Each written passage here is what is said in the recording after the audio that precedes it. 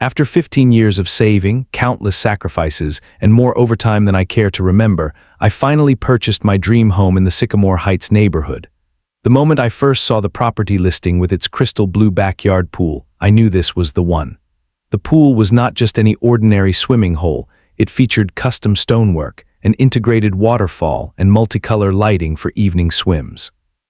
The real estate agent had emphasized how the previous owners had invested over $60,000 in the pool area alone. The closing process went smoothly, and the day I received my keys felt like the culmination of everything I had worked for. I spent that first evening just sitting on my back patio, watching the sunset reflect off the water's surface, planning all the peaceful weekend mornings I would spend floating without a care in the world. The tranquility of having my own private oasis, away from public pools with their noise and chaos, was everything I had dreamed about.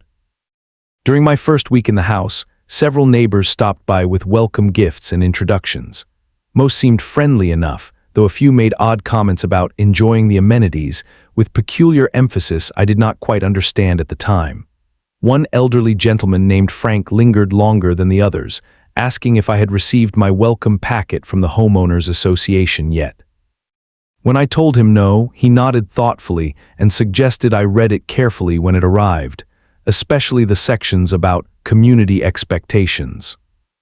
The following Friday evening, I attended my first HOA meeting, held in the community center adjacent to the neighborhood playground.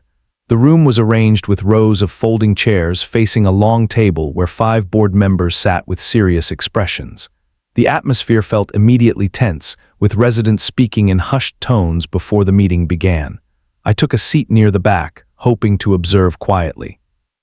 The meeting was called to order by a woman who introduced herself as Karen Westfield, HOA president for the past 4 years.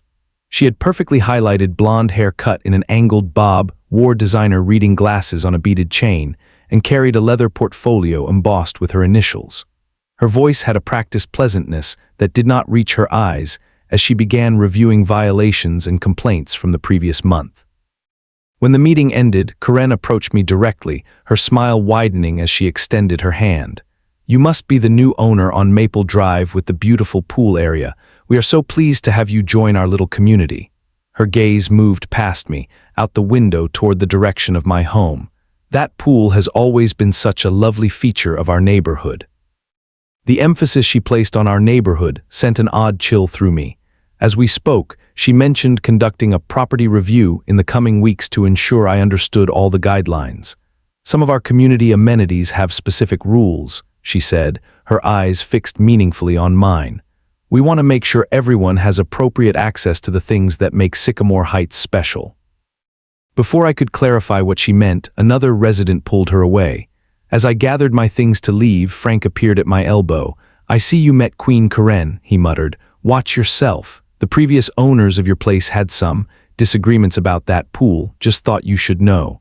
He shuffled away before I could ask more questions. The following morning, I found a thick envelope in my mailbox, the official HOA welcome packet. Flipping through the densely worded bylaws, I paused on a section circled in red marker, Community Shared Spaces and Amenities. The language was notably vague, with references to historical access arrangements and continued enjoyment of established features. Nothing specifically mentioned pools, but something about the wording left me feeling unsettled as I closed the packet and placed it on my counter. The first peculiar incident occurred on a Tuesday afternoon while I was working from home. Movement in my peripheral vision drew my attention to the window. A middle-aged couple stood at my back fence, openly staring at my pool area. When they noticed me watching, they quickly moved along, but their behavior struck me as odd.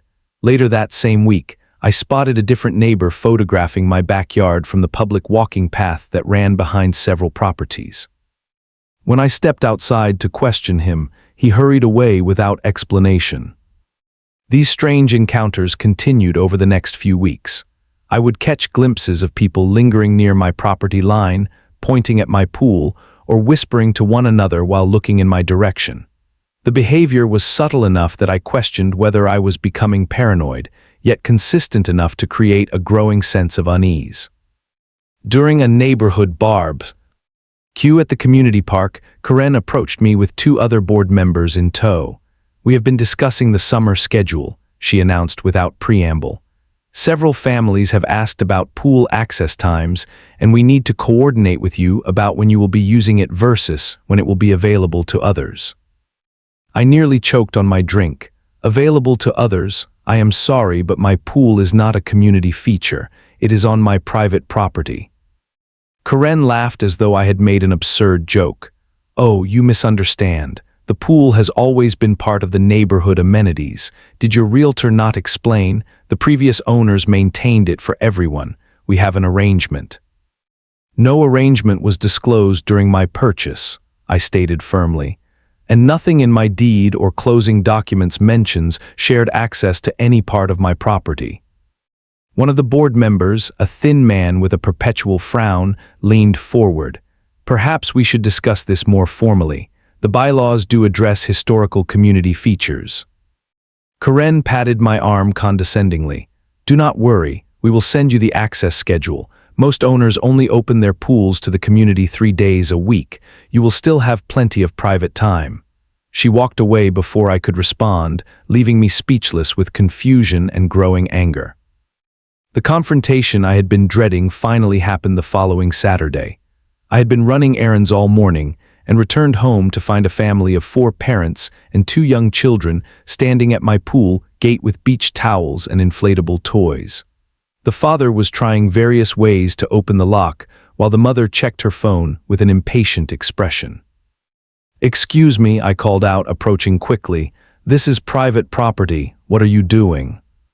The mother looked up, surprised but not embarrassed. "We are here for the 2 o'clock swim slot. Karen said the code would be posted, but we do not see it." "There is no code because there is no swim slot," I explained, struggling to keep my voice level. "This is my private pool. It is not open to the community." The father frowned, pulling out his phone. "That is not what the HOA newsletter says. Look." He showed me the screen displaying a community bulletin with a section titled Summer Pool Schedule that clearly listed my address with designated hours for neighborhood access. "Karen assured us this was arranged decades ago," the mother added. "She said you were just being difficult about honoring community traditions." After a tense exchange where I firmly but politely asked them to leave, the family departed, clearly unhappy and confused. The father muttered something about new owners thinking they are above community rules as they walked away. That evening, I meticulously reviewed every document related to my home purchase: the listing, disclosures, inspection reports, deed, and title insurance. Nowhere was there any mention of shared access or community use of my pool. I also examined the HOA covenants and bylaws more carefully. While there were vague references to historical community features, nothing specifically designated private pools as shared amenities. Over the next few days, I noticed neighbors watching me with either disapproval or curiosity. At the local grocery store, conversations would halt when I walked down an aisle. On my morning jogs, certain neighbors would deliberately look away rather than return my greeting. The community was clearly taking sides in a conflict I never chose to enter. The final straw came when a formal notice appeared on my door: Emergency HOA Meeting, Thursday 7 p.m., topic: Community Expectations and Amenity Access Attendance Mandatory. The paper was signed with Karen's elaborate signature, complete with a smiley face that somehow made the message feel more threatening rather than friendly. The community center was packed when I arrived for the emergency meeting. Neighbors filled every chair, with latecomers standing along the walls. The buzz of conversation died down as I entered, and I felt dozens of eyes tracking my movement as I found an empty seat near the back. Karen sat at the center of the board table, arranging papers with exaggerated precision, occasionally glancing up to survey the room with a satisfied expression. "Welcome, everyone," Karen began once the room quieted. "We called this emergency meeting to address a situation that affects the enjoyment and property values of our entire community. As many of you know, Sycamore Heights has always prided itself on our shared amenities: the walking trails, the playground, and of course, the community pool access program." My stomach tightened as she continued. "For over 20 years, the property at 47 Maple Drive has participated in our neighborhood pool sharing arrangement. The pool was partially funded by HOA Capital Improvements in 2003, and in return, the owners have always allowed scheduled community access during summer months. This was news to me. Nothing in my purchase documents mentioned any such arrangement. Karen dramatically lifted a folder.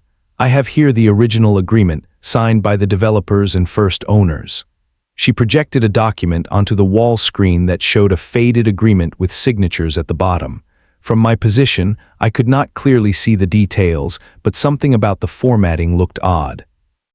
Additionally, Karen continued, we have testimonials from longtime residents about the history of community access. She gestured to several older residents who stood one by one, sharing stories about summer swim parties and HOA events supposedly held at my pool over the years. A woman named Diane spoke with particular conviction. My children learned to swim there 15 years ago. Every summer, we had Thursday evening access. This has always been our arrangement. When the last testimonial finished, Karen fixed me with a stern look. Our new neighbor has decided to unilaterally end this long-standing community benefit, locking out families who have enjoyed this amenity for decades. The room filled with murmurs, and I felt judgment settling upon me like a physical weight. When Karen finally acknowledged my right to speak, I approached the front with my own folder of documents. I appreciate hearing about these neighborhood traditions, I began carefully, but I need to clarify some facts. I purchased my home through standard channels with no disclosure of any shared access agreements. I held up my deed and purchase contract. My property is deeded to me exclusively, with no easements or access agreements recorded. The title search revealed no encumbrances related to community use. I projected my own documents onto the screen, showing the property lines and legal description that clearly defined my backyard and pool as private property. Furthermore, I checked county records. There is no record of HOA funds being used for pool construction or improvements at any time. Looking directly at Karen, I continued, if such an arrangement existed, it would legally need to be disclosed during sale and recorded with the property deed.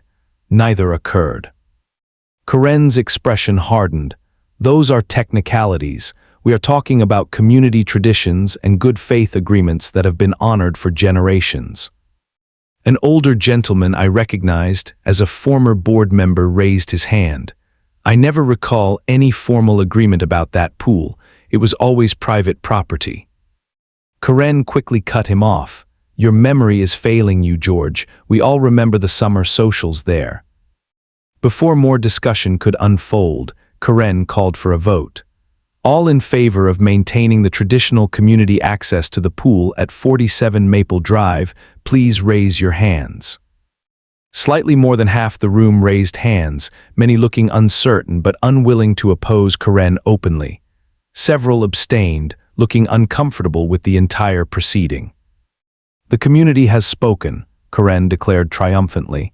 Access will continue as tradition dictates. The HOA board will establish and distribute the schedule for the remainder of the summer season. I stood my ground. This vote does not override property law. I do not consent to public access to my private property. Karen smiled thinly. Then we will need to discuss appropriate fines and enforcement measures for covenant violations. The bylaws are quite clear about maintaining community standards and amenities. The meeting adjourned in tension, with neighbors breaking into clusters of whispered conversation. A few gave me sympathetic glances but avoided direct contact. As I left, Karen handed me an envelope. The official notice of community pool hours and access expectations. We expect compliance within 7 days. Back home, I opened the envelope to find a formal letter on HOA letterhead. It stated that I was required to post pool hours, provide a gate access code, and ensure the pool was maintained to standards appropriate for community use. Failure to comply would result in daily fines of $100, potential liens on my property, and other enforcement actions as deemed necessary by the board. I sat at my kitchen table, staring at the document in disbelief. The pool lights illuminated the water with a blue glow visible through my patio doors, my private sanctuary now under siege by neighborhood politics and false claims. Something had to be done, but conventional pushback clearly was not going to be enough against Karen's entrenched power and manipulation. The following morning, I scheduled an appointment with Patricia Ramirez, a real estate attorney specializing in HOA disputes. Her office was located in a converted Victorian house downtown, with a waiting room filled with legal journals and framed newspaper articles about successful cases against predatory homeowners associations. This gave me a small me. Sure of hope. Patricia reviewed my documents carefully, occasionally making notes or asking for clarification about specific interactions with Karen and the board. Her expression remained neutral until she reached the supposed historical agreement that Karen had presented. This document is problematic on multiple levels, Patricia observed, adjusting her glasses. First, the formatting and font are inconsistent with legal documents from the period it supposedly originates from. Second, the signature page appears to have been altered.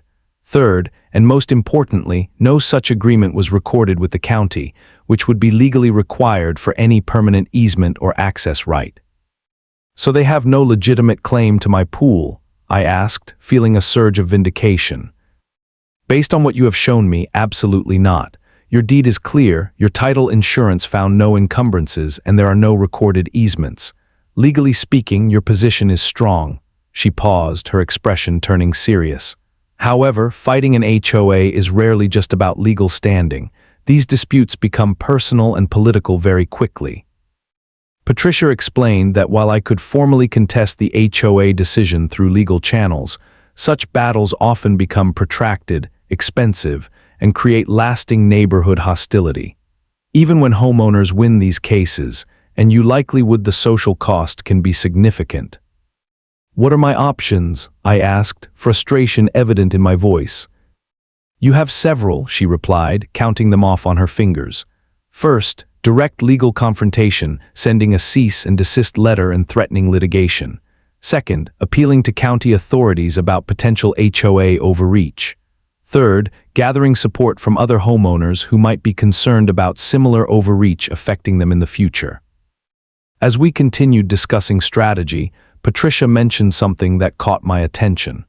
The one area where HOAs typically have legitimate authority is exterior appearance and landscaping. However, this can sometimes be used to your advantage through creative compliance. Creative compliance, I repeated, intrigued. Following the letter of their rules while accomplishing your goals. For instance, I once had a client who wanted a privacy fence the HOA would not approve. Instead, they planted a dense hedge of approved plants that created the same privacy effect. She smiled slightly. Sometimes working within their system is more effective than fighting it directly. As the consultation ended, Patricia advised me to research local ordinances regarding water features, property modifications, and security measures. Knowledge is power in these situations. Understand what they can and cannot legally require of you. Over the next week, I devoted my evenings to researching HOA law, property rights, and local ordinances. I discovered that our county had specific regulations about water features that classified them differently based on depth, circulation systems, and intended use. I also found that property owners had considerable latitude regarding landscape features for security and privacy, provided they met basic safety codes. Meanwhile, the situation with the neighborhood continued to deteriorate. The morning after my legal consultation, I discovered a printed schedule taped to my fence. Community Pool HOURS, Monday, Wednesday, Saturday 1:05 p.m. By afternoon, an email blast had gone out to the entire neighborhood listing my address and encouraging residents to enjoy our community pool amenity. Anonymous notes began appearing in my mailbox with messages like, "Do not be selfish," and "Honor community traditions or move elsewhere." One particularly disturbing note read, "Team players do not have accidents happen to their property." Concerned about escalation, I installed security cameras covering my yard, pool area, and the perimeter of my property. The investment proved worthwhile almost immediately. Just 3 days later, the cameras captured Karen approaching my pool gate after dark, attempting to open it with what appeared to be a set of keys. After several failed attempts, she examined the lock closely, then left when a motion-activated security light turned on. The following day, I returned to Patricia with the security footage. She viewed it with a grave expression. This crosses several legal lines, attempted trespassing at minimum. We should file a police report to document the incident. While the responding officer was sympathetic, he classified it as a civil matter since Karen had not actually entered the property. However, he did file an incident report, creating an official record of the escalating situation.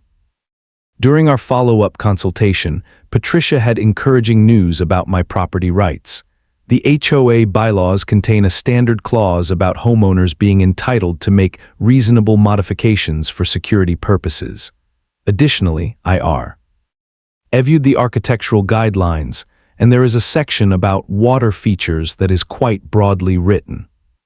As she explained the various provisions and precedents, a solution began forming in my mind, something unexpected, legally defensible, and perfectly tailored to address the specific intrusion I faced.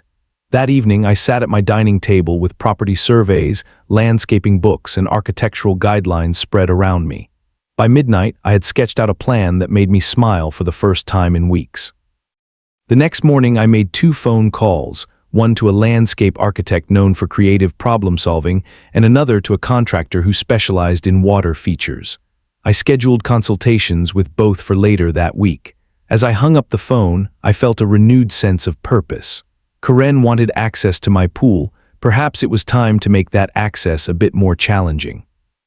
The landscape architect arrived first, Elena Rodriguez, a woman with practical clothing, calloused hands, and a portfolio full of innovative designs.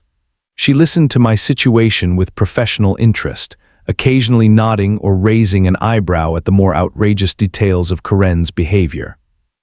So essentially, you need a defensive feature that doubles as landscaping, complies with all HOA aesthetic requirements, and creates a clear boundary around your pool area, she summarized when I finished explaining. Exactly, I confirmed. Something that cannot be easily circumvented but looks intentional and decorative. Elena walked the perimeter of my pool area, taking measurements and photos, studying the existing landscaping and property lines. After about an hour of assessment, she sat across from me at the patio table, opened her tablet, and showed me several concept sketches. What you need, she explained, is a modern moat. The design she proposed was brilliant in its simplicity. A decorative water channel completely encircling the pool area, varying between 3 and 4 feet wide and 2 feet deep. The interior side would have a small decorative wall rising about 18 inches above the water level, while the exterior side would be flush with the surrounding landscape, creating a distinct boundary that was also an aesthetic water feature. The channel can include aquatic plants, decorative stones, even small fountains at the corners to enhance the visual appeal, Elena explained. Most importantly, it creates a clear physical boundary that cannot be accidentally crossed. The only access would be via a single decorative bridge that you control. 2 days later, Marco Jimenez from Oasis Water Features joined our planning session. He specialized in custom water installations and immediately understood the functional requirements behind the decorative concept. This is completely doable, Marco confirmed after reviewing Elena's designs. We can install a circulating pump system so the water stays fresh, add subtle lighting for evening ambience, and ensure everything is child-safe with proper depth and border design. Over the next week, we refined the plans, obtained the necessary permits from the county building department, and carefully reviewed HOA architectural guidelines to ensure complete compliance. The design incorporated approved plants, materials, and colors from the HOA handbook. On paper, it was simply an elaborate water feature enhancement to my existing pool area. The fact that it functioned as a defensive boundary was not explicitly stated in any documentation. The morning the construction crew arrived, I felt both nervous excitement and grim determination. Heavy equipment rolled into my driveway as workers began marking the excavation area with bright spray paint. The project manager reviewed the final plans with me once more before giving the signal to begin. The first mechanical scoop of earth felt like a declaration of independence. By mid-morning, curious neighbors had begun to gather, watching from the sidewalk with undisguised interest. I caught snippets of their speculations, some thinking I was expanding the pool, others guessing I was adding a hot tub or splash pad. No one had yet grasped the true purpose of the extensive digging encircling my entire pool deck.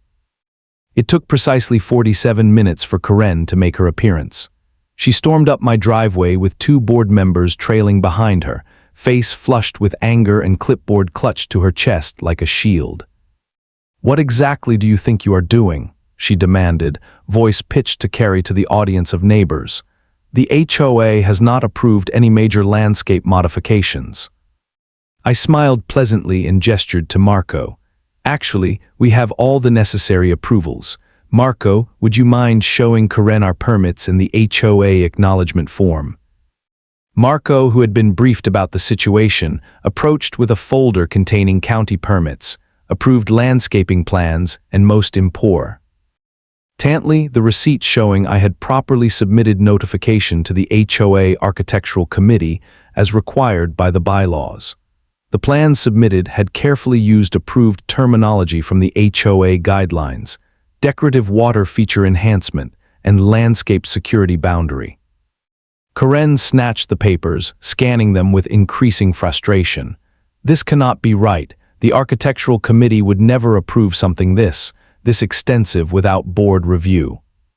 The bylaws only require board review for structures exceeding 6 feet in height or covering more than 30% of the property," I explained calmly. "My enhancement meets neither criterion. Additionally, as the notification was submitted 14 days ago with no response, it defaults to approved status per Section 7.3 of the Architectural Guidelines." One of the board members leaned in to examine the documents and reluctantly nodded. "She is right, Karen. This follows the proper channels. They have county permits too." Karen's face contorted with barely contained rage. "This is clearly an attempt to circumvent the community access requirement. You are building a moat." "I prefer decorative water channel," I replied pleasantly. "It will greatly enhance the aesthetic appeal of the pool area while providing additional safety features. The HOA handbook specifically encourages water safety measures for pool owners." As Karen struggled to find another angle of attack, Marco interjected helpfully. "We are using all approved materials and plants from the HOA handbook. The feature will actually increase property values by adding a custom landscape element. We have installed similar features in several upscale communities." Over the next 5 days, the project took shape with remarkable speed. Marco's crew worked efficiently, first completing the excavation, then installing the structural elements, waterproofing, pump systems, and finally the decorative stonework and plantings. The moat formed a complete circuit around my pool area, with water flowing gently through the channel, illuminated by subtle underwater lighting. The centerpiece of the design was the single access point, a decorative wooden bridge with iron railings that could be raised and locked in the upright position when not in use, essentially a functional drawbridge. When lowered, it provided the only way to cross the water channel to reach the pool area. When raised, it created a complete barrier around my private oasis. Neighbors walked by constantly during construction, their expressions ranging from confusion to amusement to grudging admiration for the elaborate water feature. Several even commented on how beautiful it looked as the finishing touches were added: floating water lilies, decorative rock arrangements, and miniature fountains at each corner. On the final day, as Marco's team completed the installation of the bridge mechanism, Karen made one last appearance, accompanied by the full HOA board. She stood at the edge of my property, arms crossed, watching as I tested the bridge, raising and lowering it with the simple turn of a decorative crank. "This is a clear violation of the spirit of our community guidelines," she stated loudly enough for everyone to hear. I smiled and addressed the entire board. "I have followed every letter of the guidelines and obtained all required permits. My water feature enhancement is completely compliant with HOA aesthetic standards. I would be happy to have an official inspection if there are any specific concerns." The board members looked uncomfortably at each other, clearly recognizing they had no legal grounds for objection. One by one, they turned and walked away, leaving only Karen glaring at my beautiful new moat, its water sparkling in the afternoon sunlight. As Marco handed me the final paperwork and symbolic key to the bridge lock, he grinned and whispered, "Enjoy your moat, my friend. Some battles are worth fighting creatively." That evening I sat by my pool, watching the gentle movement of water in my protective channel, the raised drawbridge a satisfying symbol of restored boundaries. For the first time in weeks, I felt truly at peace in my own home, master of my domain, protected by the most beautiful moat in suburban America. The completion of my moat sent shockwaves through Sycamore Heights. Within 24 hours, the neighborhood had effectively split into three factions: Karen loyalists who were outraged by my aggressive landscaping, a growing group of homeowners secretly amused or impressed by my creative solution, and a cautious middle group waiting to see how things would unfold before picking a side. The most vocal reactions came from Karen's inner circle. Barbara from the Garden Committee called it a hostile eyesore, despite the fact that it featured plants from the approved landscaping list. Richard, the treasurer, wrote a lengthy post on the community message board about circumventing the spirit of community guidelines. Their collective outrage only reinforced my conviction that I had found an effective defense against their overreach. 3 days after my moat was completed, official HOA notices appeared on doors throughout the neighborhood. Emergency meeting, Thursday 7 p.m., topic: architectural enforcement and amendment of guidelines. The notice included an agenda item specifically referring to restrictions on water features and defensive landscaping. The response was not what Karen expected. Instead of unified support, her meeting announcement triggered an avalanche of private messages to my inbox. The first came from Frank, the elderly gentleman who had initially warned me about pool disputes.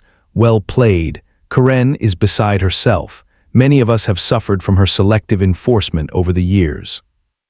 More messages followed, some openly supportive, others cautiously curious about how I had navigated the regulations so effectively.